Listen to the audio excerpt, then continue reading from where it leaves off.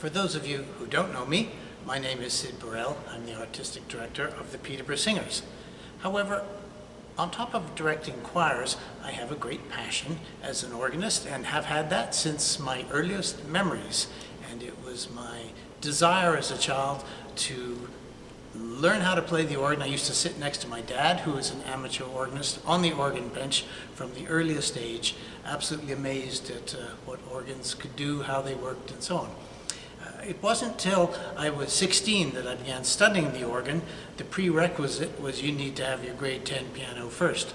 So I got that, and then I was allowed to move on to the pipe organ. At that stage, I was at a boarding school in England, and those schools tended to have mammoth chapels, almost the size of a cathedral, and they had a spectacular pipe organ, which became my instrument to learn in this wonderful acoustic of Ardingly College in Sussex in England. That's a bit about me, and one thing that has happened for me during the pandemic is I've managed to get back to playing the organ whenever it's been okay to come into a church and do so. I am at Murray Street Baptist Church, where I was the organist for 24 years, and you are looking at the console of a magnificent 1960 Casavant organ. Casavant being one of the leaders in pipe organ construction in Canada for very many years. So here we have the console, the part that actually doesn't make any noise, but where I control the rest of the organ. We'll see a picture of the pipes of this organ. When you look upwards from the congregation, you see across the top, I think about 60 pipes. As a matter of fact, they're what we call dummies. They look good, they don't actually make any sound. Maybe once upon a time in another organ, 100 years ago maybe, they made sound. Now they just serve as a wonderful, good-looking screen to hide what's really behind there. And that's about 1,840 pipes. Where should we start? Well, speaking of pipes, here is an organ pipe. What many people might not understand is that a pipe organ, there are no speakers involved. This is not a case of digitally created sound. This is the old-fashioned way of doing things that's been around for hundreds of years. As a matter of fact, the ancient Greeks had some sort of organ, so you might say a couple of thousand years. So here we have a typical pipe from an organ, and this one is made of a combination, I think, of tin and lead or something like that. And it's rather like a flute, and if I were to blow in this end here, there we have the sound of what we would call a stopped flute. It's rather muffled sound, and this particular pipe does in fact have a stopper on it. Okay, so I'm jumping ahead a little bit. Let me explain how an organ uses multiple versions of this to make sounds and get the incredible king of instruments sound that a wonderful pipe organ will make. Right, you are looking at what might be termed 4 organs in one. We have 3 keyboards for the hands, we call them manuals, and then down here we have a keyboard for the feet. So an organist, unlike just about everyone else except for harpists, has a very active time with their feet. And as a matter of fact, organists can be expected to play all kinds of things with their feet. Here's a little piece of Bach.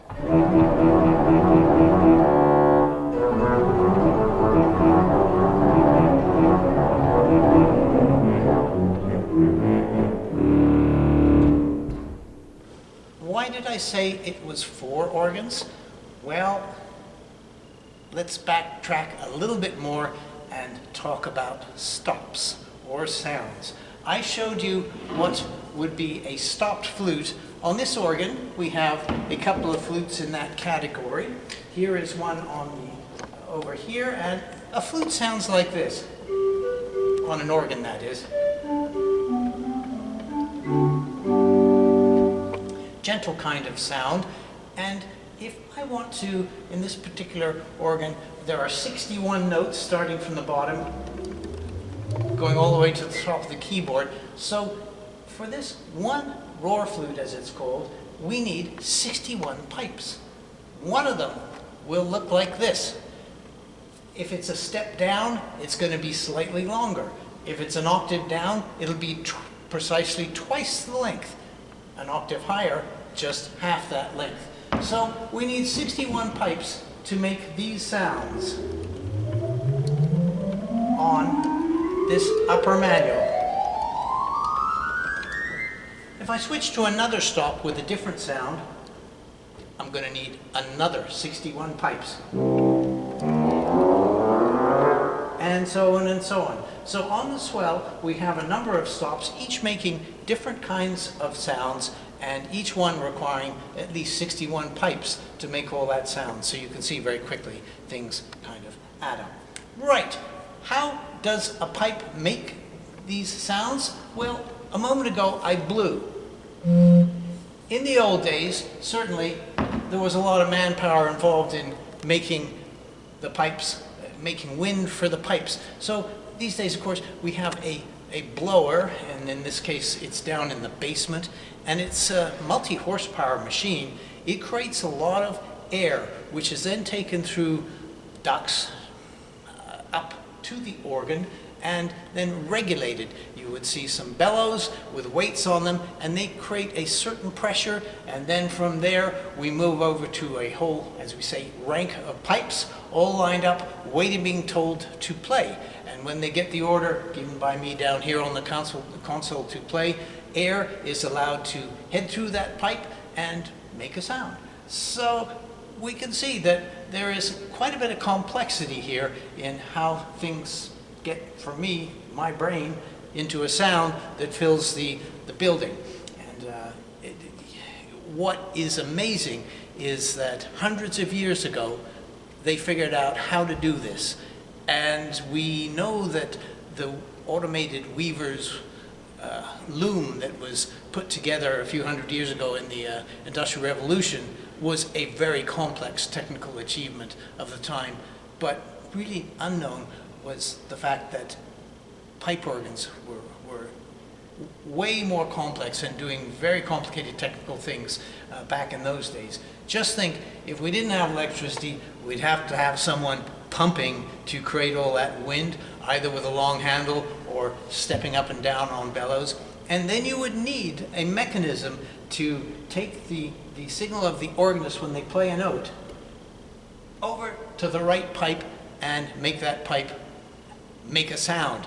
And in the old days, this was direct connections using a stack of what we call trackers and wires and so on, and levers, so that when you push down here, another lever moved, which was connected maybe to a wire that went way up and moved the appropriate stopper and let the air move in. So stopper, stops.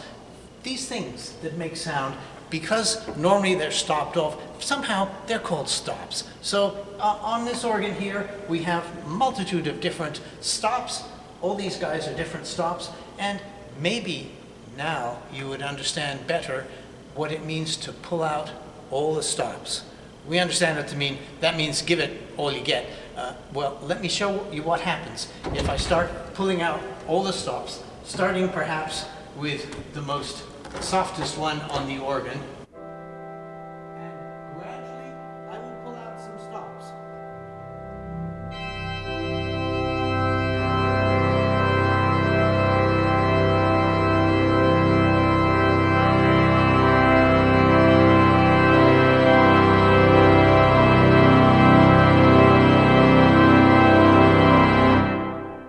There we have, pulling out all the stops.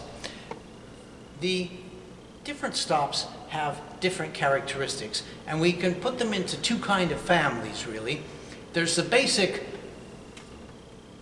kind of pipe where you blow, the airstream hits a lip in here, and it makes a sound, just the same way a whistle does. There's another category of stops called reed stops. They don't work on quite the same principle.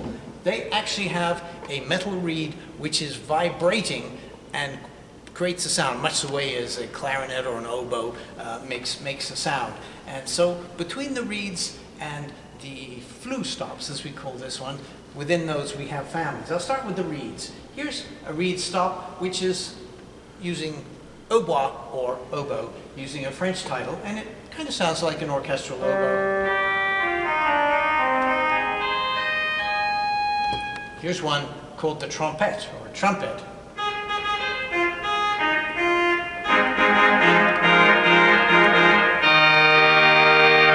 A little bit out of tune, as you can hear. That tends to happen when the weather changes. Here's one called the fagotto, a bit like a double bass.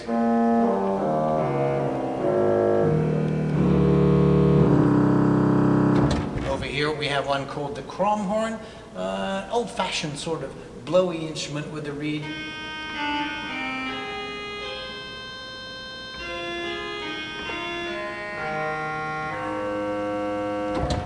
Now, the mama of them all on this particular organ is the harmonic trumpet, which sounds a bit like a real trumpet.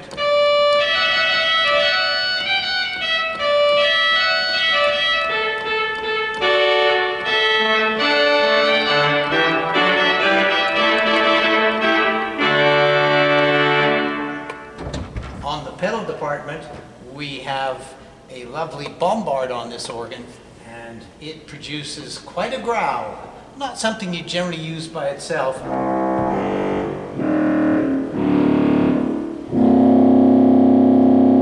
But if you have the full organ on and you add that stop, it adds a lovely depth to it.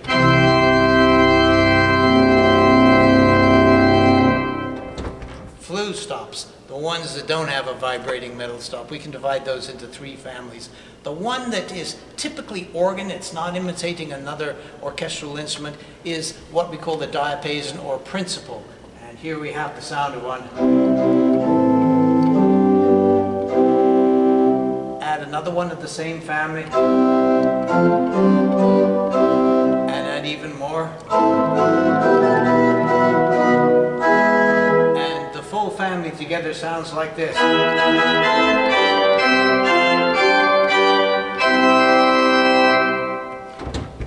So we have within the flue family that main kind of typical organ sound, and that was the principal chorus, the diapasons, the principals. Then we have the flute sounds, which I started off with earlier. Add one that's a little higher with it. Add a bit more upper work. And then finally, we have the string sound. String stops are the quietest ones on the organ, and they are generally much thinner. So a string stop of that length would maybe only an inch instead of 2.5 inches in diameter. And they make a rather thin sort of sound. Here we go.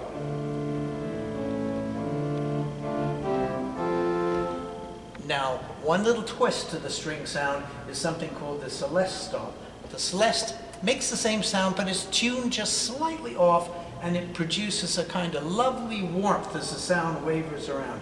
Here is a chord without, here it is with. You can feel that warmth. We have dealt now with the basic families and the kind of stops you would find on the organ. The sounds are there. There's something else to be talked about. And that's all these numbers that we see, 8, 16, 4, 2, on some organs, 32 foot and 1 foot. What does this mean? Well, here's what it means. If I'm to pull out the principal 8 foot, which makes this kind of noise, there's our lowest note. And this pipe here, I think, I don't know, what is it? 18 inches long or something like that. From there to the mouth. Actually, it's 16 inches long. If I want to make this sound here, which as a matter of fact is 64 hertz, I believe, I would need a pipe 8 foot long. So roughly from here to here, this length, that would be the length of the pipe required to make this sound here. If I want to make one an octave higher out of that, I only need half the length, 4 foot. So I can have a pipe that is 4 foot long, roughly this long.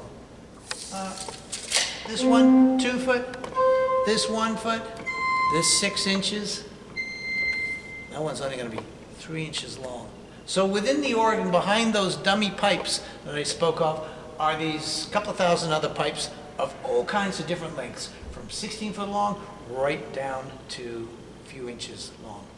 Okay, the 8-foot sound on there. However, we have some 4-foot stops. A 4-foot stop takes me up an octave. A 2-foot an octave higher. And a 16-foot even longer the other way. The pedal tends to have most of the big pipes. We have 3 16-footers on here, plus a reed to take us up to 4 altogether. As I go down the scale here on these 16-footers,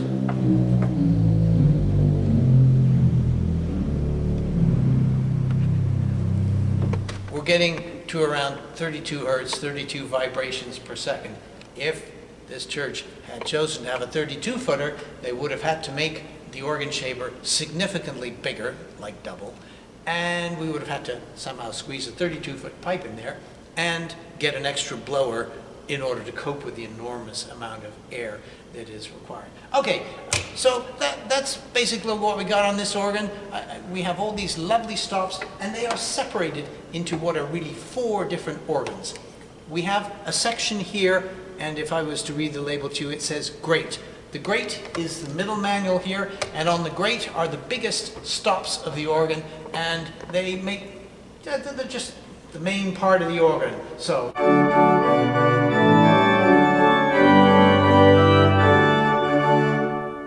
good big sound for congregational singing.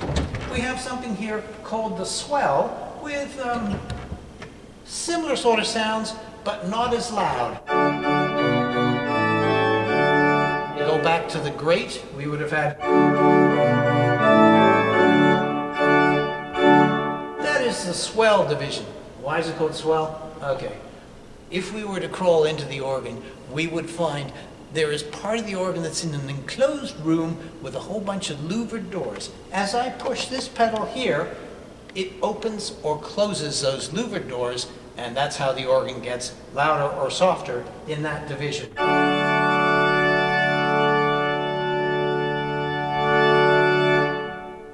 One of the challenges of playing the organ, aside from having to use your feet as well as your hands, is how to make things loud and how to make things soft. On the piano, if I hit a note faster or harder, it is louder. On the organ, it doesn't make beans all different. If I bang it or just go like that, it's going to be the same. So how do we make things louder or softer?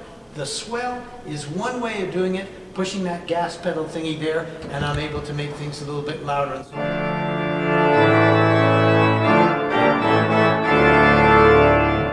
We have another division on this manual here called the choir division. In the old days, the choir provided with softer stops that let you accompany a choir singing without drowning them. At least that was the idea. So we have a more gentle sound on the choir. On this organ, it's also enclosed in the chamber.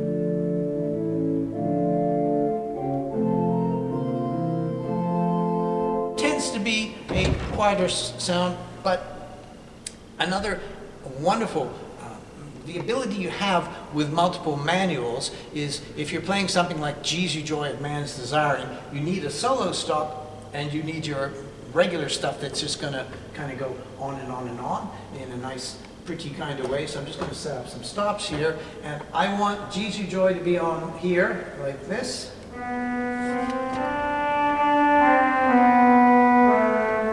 While the melody you know so well.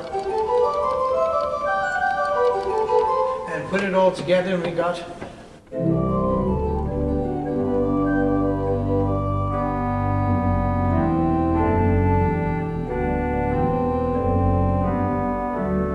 There's my melody being soloed out on an oboe, while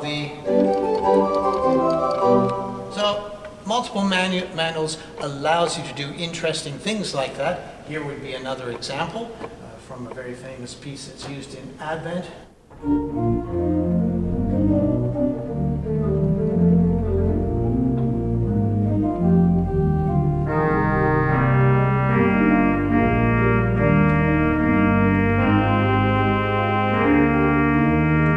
it's using the trumpet stop on the choir while the grate was on in principle. Well, there's a bit of a start to understanding the pipe organ, how everything comes together. Yes, it's challenging, and organists have to learn a number of things which don't apply to piano. I'm not saying one is easier or harder than the other, but an organist definitely has to play a note, and you have to learn to play off a note. You can't just and capture it with the damper pedal. You play a note on, you play it off. You must be very precise with that. And then there's a matter of coordination, because your feet tend to be doing something that's completely different from what your hands are doing. The ultimate of that, of course, would be Bach's trio sonatas, where he writes music that sounds so simple, but in fact it's fiendishly difficult, and as you have your feet doing something completely different,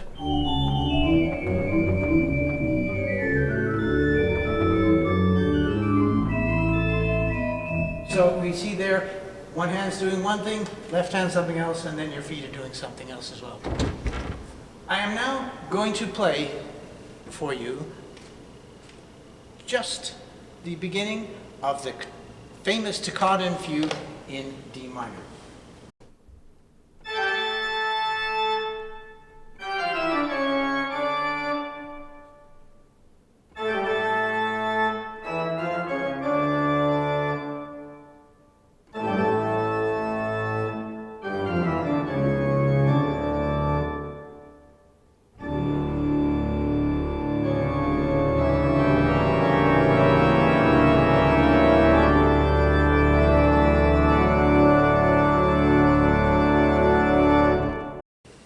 So there you have it, a brief introduction to the pipe organ, the magnificent Casavant 3 manual at Murray Street Baptist Church, 1960, a real gem, a really exciting instrument to play. I hope you will join me on my next session, which will feature the most famous of all Bach's organ works, the Toccata and Fugue in D minor. Thank you for joining me today.